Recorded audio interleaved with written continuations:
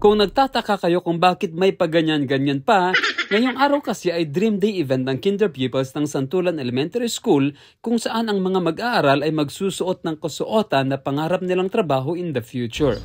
Akalain mo bombero pala ang gusto ng anak ko. Akala ko pa naman magpapastro to. Bago nga kami umalis papuntang school, nag-photoshoot muna kami syempre. Pagkatapos nga ay diretso na nga kami agad sa school dahil medyo late na kami. Buti, napakalapit lang ng school sa bahay namin. Ilang hakbang lang naman pero nagmotor pa talaga kami. May pa-slow mo pa ngang video pagdating. Hindi pa agad nag-start ang program kaya medyo inip agad tong anak ko. Ilang sandali nga lang ay nag-umpisa na ang programa.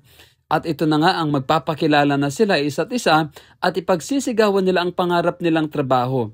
Iba-iba nga ang pangarap ng mga bata, police, doktor, nurse, engineer, at syempre, hindi mawawala ang teacher. Medyo mahiyain nga itong anak ko kaya kinakabahan ako dahil una siya sa pila.